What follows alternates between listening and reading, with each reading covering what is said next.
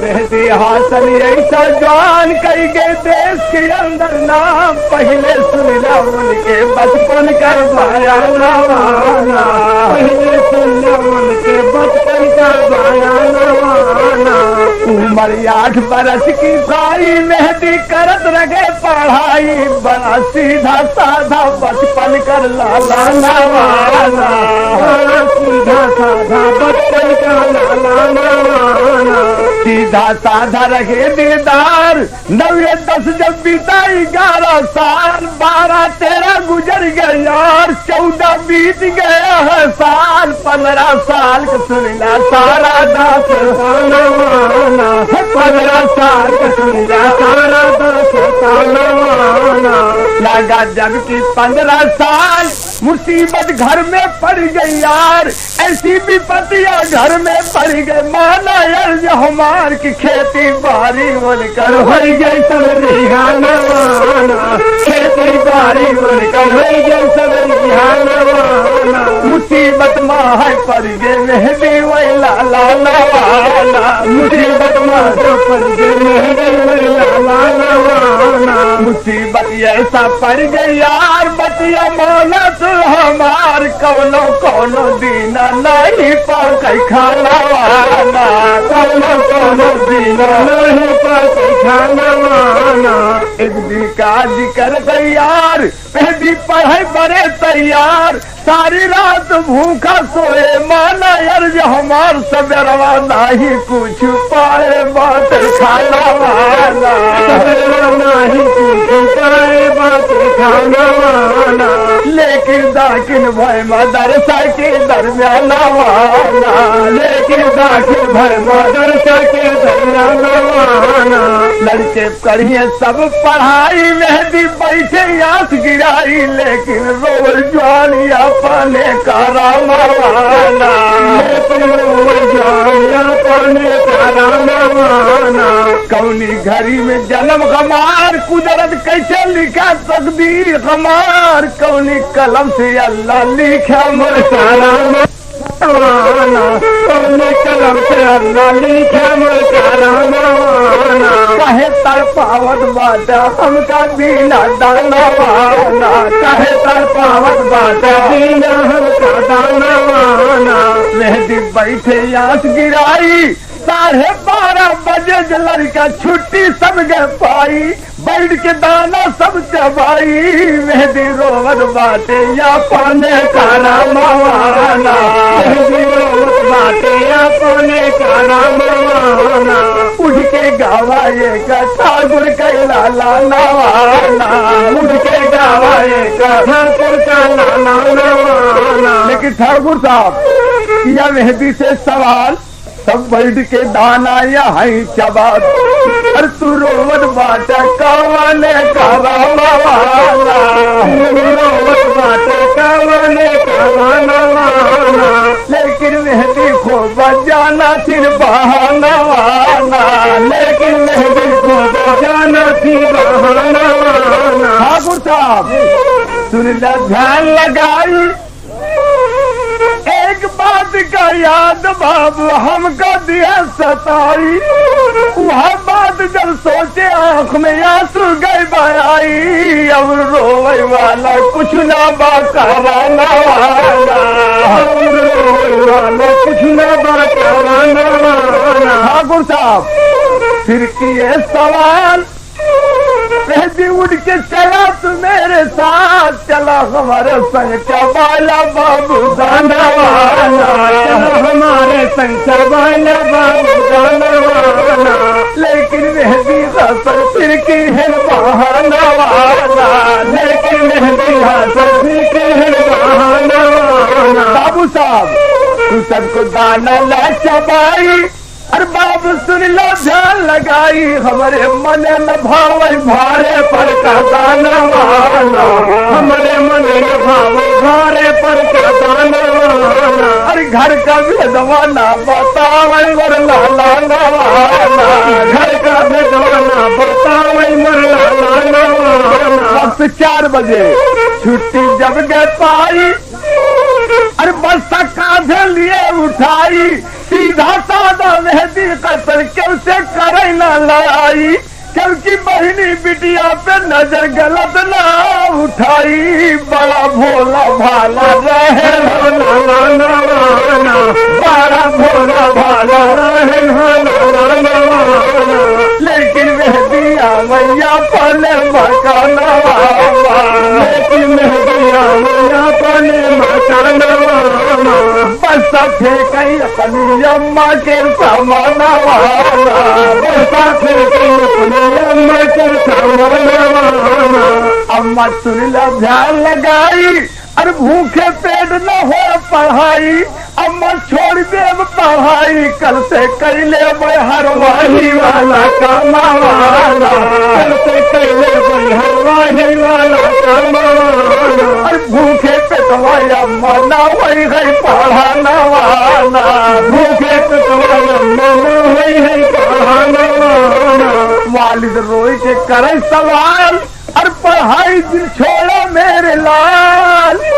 हम हर ज्योति के बेटवा तो गले जी आई और कौनो तरह से मेरे लाल और फिर से देव चुकाई खून पियाई के दिए भाई मरला खून पियाई के दिए भाई मरला लेकिन छोड़ा दिन पढ़ाई वाला कमावाला लेकिन छोड़ा दिन पढ़ाई वाला कमावाला 24 घंटा के बाद अम्मा घर में बुलाई एक टूका रोटी सूखी दिगी सिमाई लेकिन मेहदी हसन बैठ के नमक से देखा खाई रतिया वन का ना भूले ना भूले शुक्रिया अदा कर बैठ के मकाना शुक्रिया अदा कर बैठ के मकाना शुक्रिया अदा मकाना मकाना है मकाना शुक्रिया अदा कर बैठ के मकाना पानी सब अयो भिसार वालिद घर से हुए तैयार की वालिद हेरने लगे हर वाली वाला कमावाला वालिद हेरने लगे हर वाली वाला कमावाला वालिद साहब होई गो भोरी ओ भिसार गांव देश में चक्कर देंगे मार हर एक किस्मत नहीं मिलत हर माहियों का कारोबार वालिद बुलुक से रोवे बाबू के मकाना वालिद बुलुक से रोवे बाबू के मकाना हर जिम्मेदार साहिब सुनना मोर कहाना वाला जिम्मेदार साहिब सुनना मोर कहाना वाला विपत के मारा हम सरकार लेकर आए तोहरे द्वार हमका दर्दा तू हरवाही वाला कमावाला हमका दर्दा तू हरवाही वाला कमावाला अरे हमका दर्दा तू हरवाही वाला कमावाला कमावाना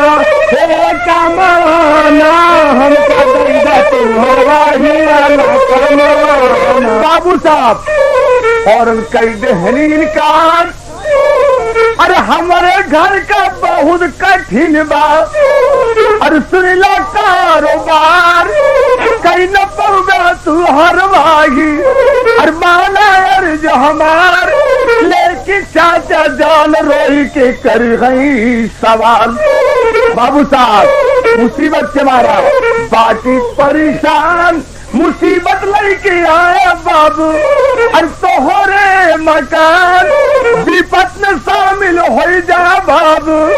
अरे जिन तोड़ा हमारा मान भूखा सोवत बाटल मेहंदी मरला नवाना भूखा सोवत बाटल मेहंदी मरला नवाना अरे ठाकुर तरस खाई के दी है उनके कामावाला ठाकुर तरस खाई के दी है उनके कामावाला सुना सुना ध्यान लगाई और चाचा पाई गए न हरवाही एक जोड़ी बैल हर जुआ निगल उठाई लेके बाबू साहब यहाँ पर सिर दिखन दिखाई दिन में हर चलो शाम की दाना ला तौलाई यही तरह से दी है घर का लाला नवाना यही तरह से दी है मकाना फारूक अम्मा दी चाचा करई लगी हरवाही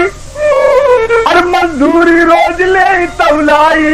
मेहंदी पे गवा भर के पावे लागे खाना वाला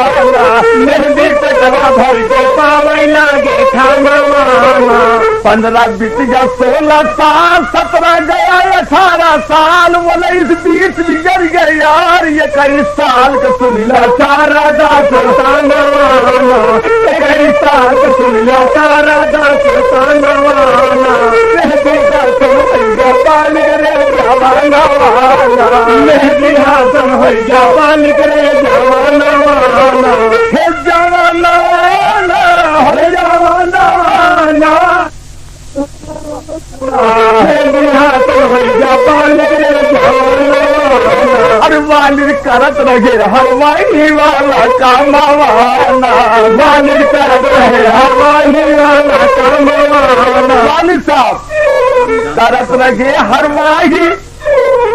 और सुनना ध्यान लगाई लेकिन मेहंदी हासिल छोड़ देखा नहीं पढ़ाई एक दिन वाले साहब के ऊपर गई मुसीबत वाई से सुनिला भैया सारा दास ताना वाला से सुनिला भैया सारा दास ताना वाला दास ताना वाला दास ताना दास ताना वाला से सुनिला भैया सारा दास ताना वाला भैया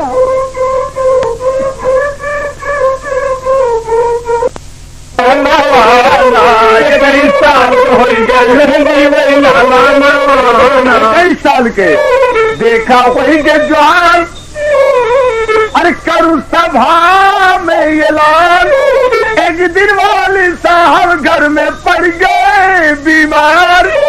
उनके बड़ा तेज कुदरत पकड़ ली ऐसी बुखार और वही दिन करई में गए ठाकुर के घर का मावाना ठाकुर के घर का मावाना ठाकुर खूब गुस्साई गए हम का नवाना ठाकुर खूब गुस्साई गए हम का नवाना ठाकुर साहब बहुत गए गुस्साई आज बुढ़वा नागा कहीगा और काम करई न आई हमारे घर का दाना खायन गए तुर्क मोटाई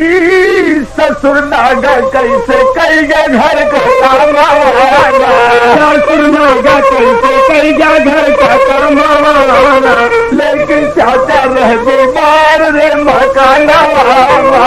लेकिन चाचा रहे घर बीमार जवाना वाला लेकिन चाचा रह बीमार रे मकाना वाला लेकिन चाचा रह बीमार घर मकाना वाला जलालुद्दीन आगे सुना मुझे बाबू का मकाना वाला अरे मकाना वाला अरे मकाना वाला हर बयाना वाला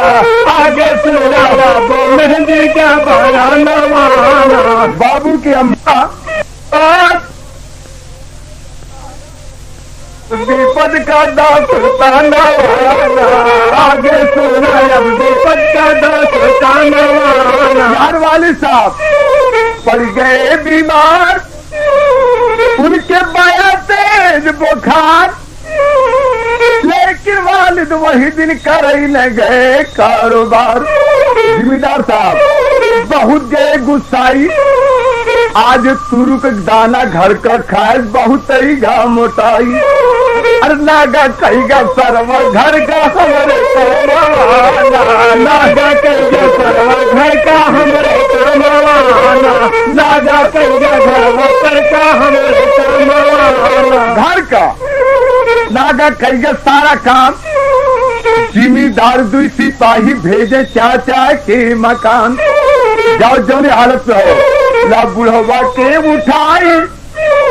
और द्वार पहुंचा जाए सिपाही लेता रहे चाचा जान और पकड़ पखुरा लिखत उठाई पकड़ के लैगा जिम्मेदार के मकान पकड़ के लैगा जिम्मेदार के मकान माजिद लग गए उठाई, जिमीदार के आगे देखा और खड़ा दिगल कराई। जगत जिमीदार साहब बहुत गए गुस्साई। अरे कमीने बुढ़ा तुम हो बेईमान,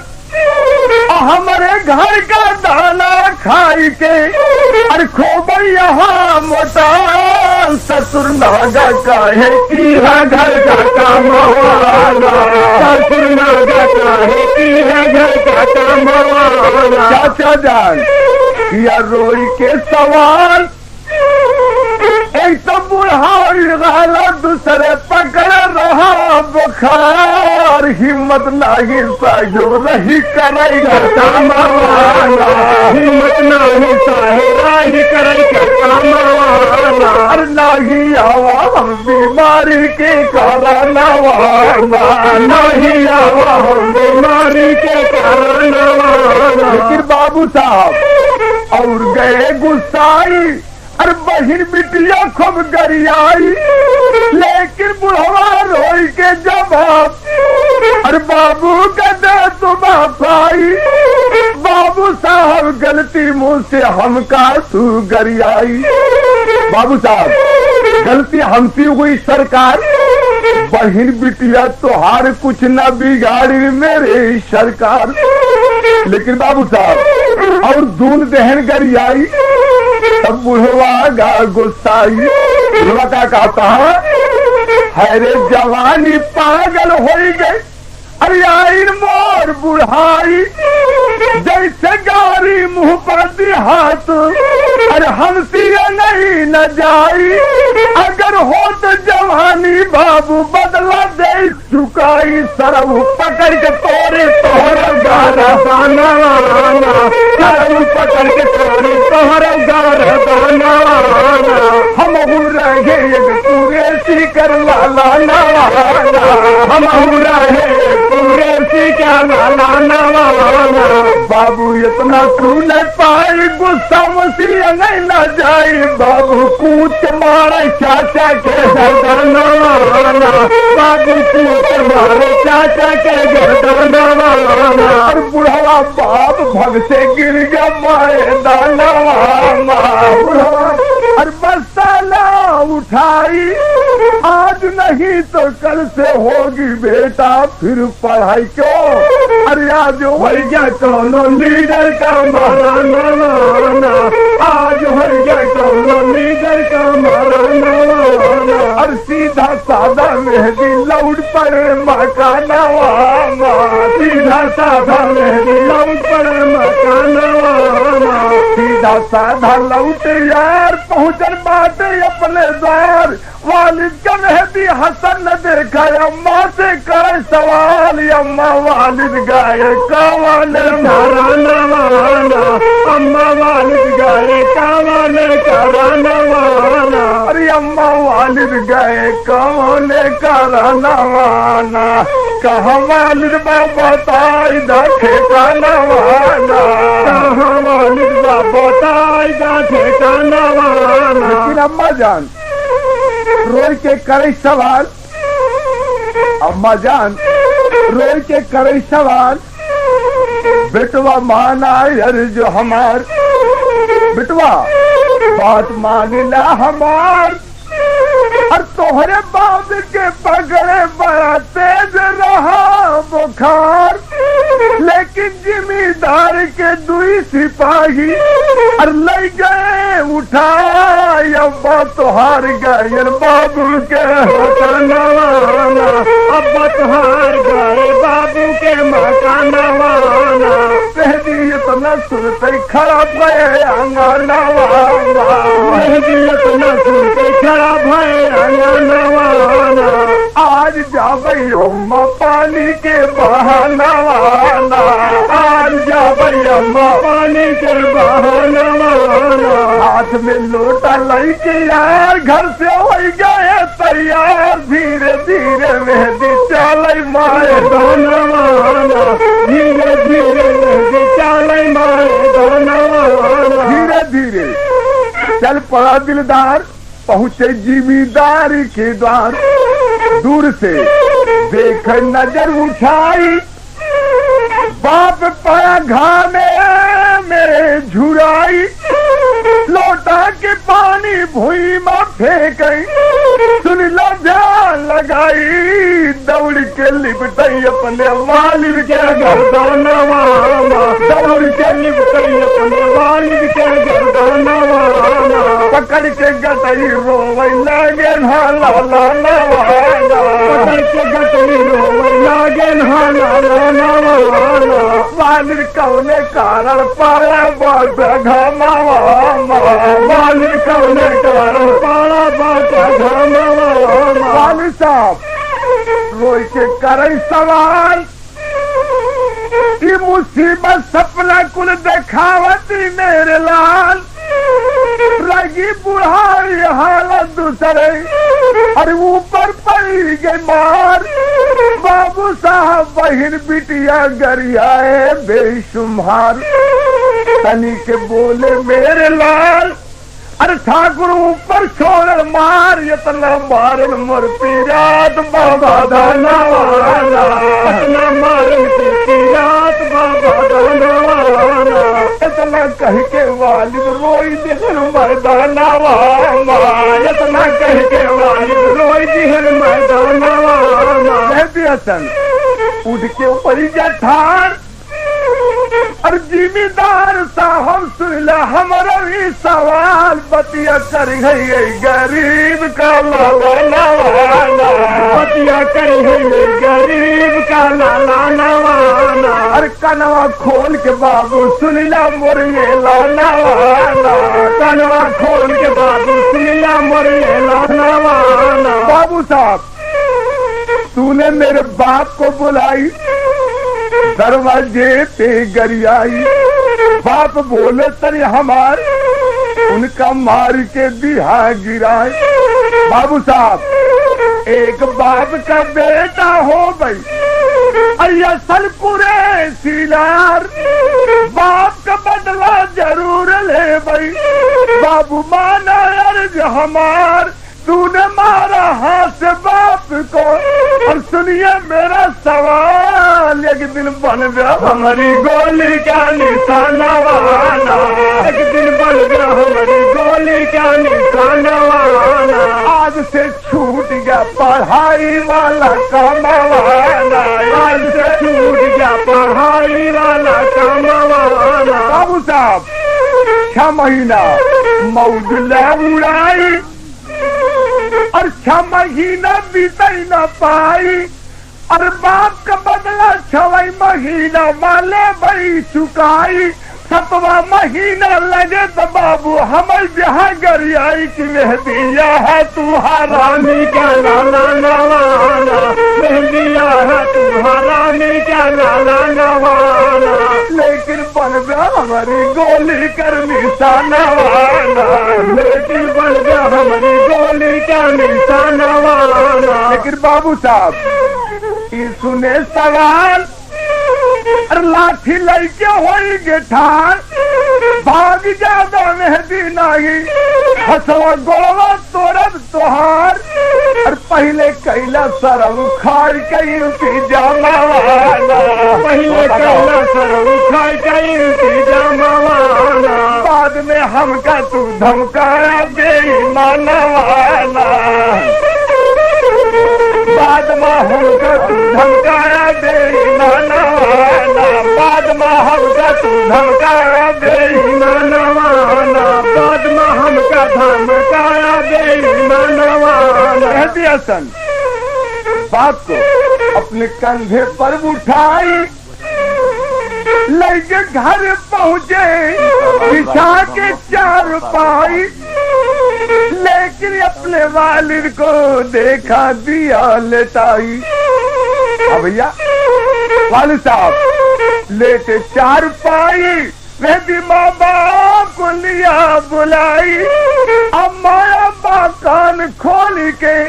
सुनला बेटा देद बताई, अम्मा छूट गया मोर पढ़ाई वाला कमावाना, अम्मा छूट गया मोर पढ़ाई वाला कमावाना, अम्मा जान छूट गई मोर पढ़ाई, अरे अम्मा सुन लो ध्यान लगाई हमारे दिल में अम्मा बस गया गलत का माना हमारे दिल में अम्मा बस गया गलत का माना। अम्मा जान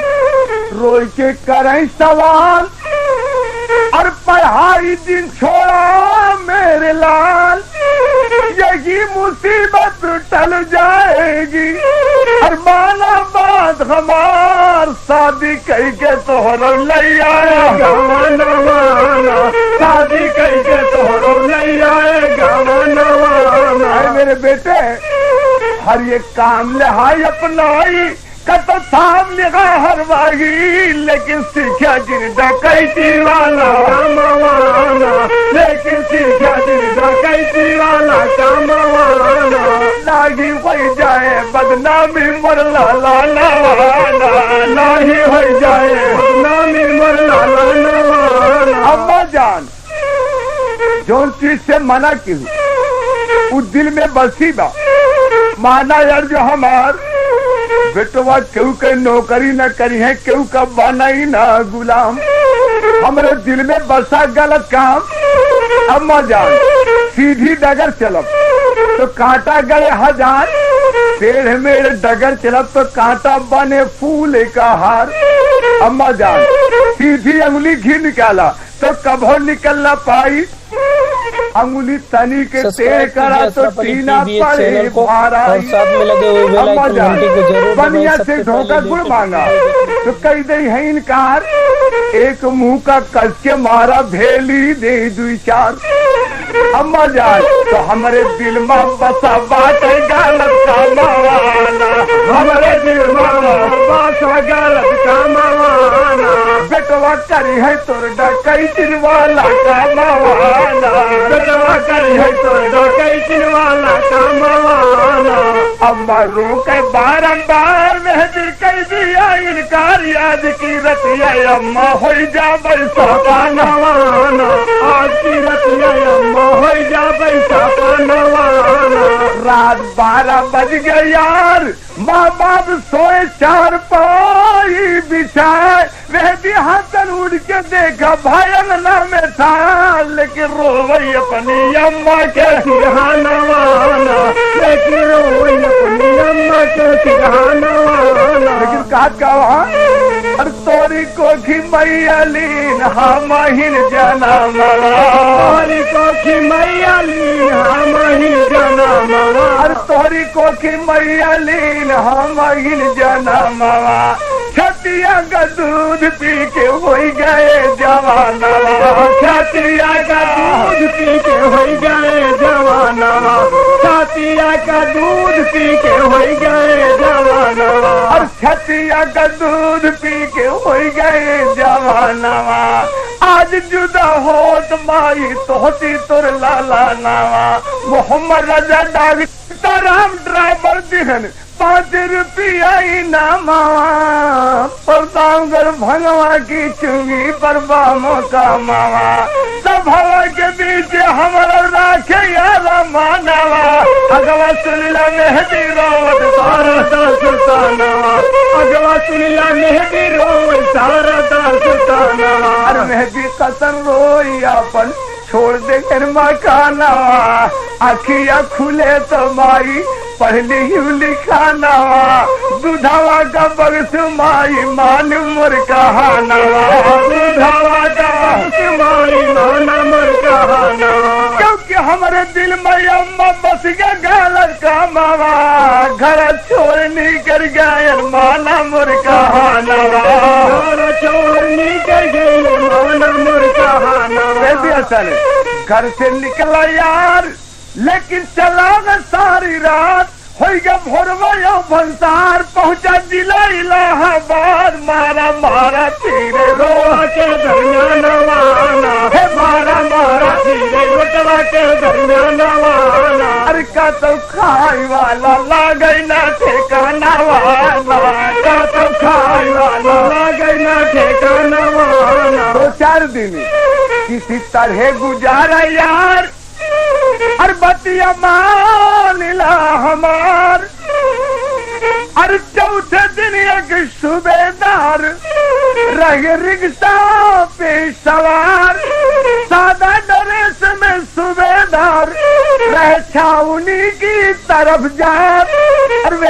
हसन देख उठाई के नए नवाना मेहंदी हसन देख उठाई के नए नवाना हे नए नवाना हे नए नवाना हे नए नवाना मेहंदी हसन देख उठाई के नए नवाना। हाँ भैया नवाना हे नए नवाना हे नए नवाना मेहंदी हसन देख उठाई के नए नवाना। हाँ भैया अरे उठ के होएगा ठार ये तो मगर मोर बिरादर का लाला नवाना ये तो यार मोर बिरादर का लाला नवाना ये तो यार मोर बिरादर के लाला नवाना। भैया सूबेदार को देखा यार पाछा कई के भात तैयार रिक्शा के पाछे पाछे दौड़े लगे यार और छावनी में पहुंचे उतरा सूबेदार मेहंदी हसन कूद के उनके आगे होएगे ठार किया सलाम फौरन पहचाना सूबेदार तू तो मगर रिश्तेदार का लाला नवाना तू तो रिश्तेदार का लाला नवाना। अरे कौनी हालत में घूमे मोर जवाना वाला कौनी हालत में घूमे मोर जवाना वाला। सूबेदार साहब लेके बंगला में बुलाई कपड़ा खाना उन्हें खिलाई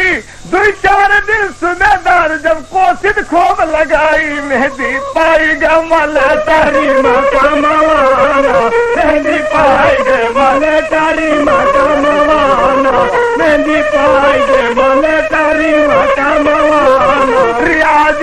बना यार सूबेदार साहब कोशिश देहन लगाई। सब्सक्राइब कीजिए अशरफ अली पीबीएस चैनल को और साथ में लगे हुए बेल आइकन घंटे को जरूर दबाएं। सबसे पहले लेटेस्ट वाला सीख गया लाल का मवाना कूदे फाने वाला सीख गया जान का मवाना कूदे फाने सीख गया यार बतिया मानो तू हमार सही लगावा जान मारी बानी सानवा।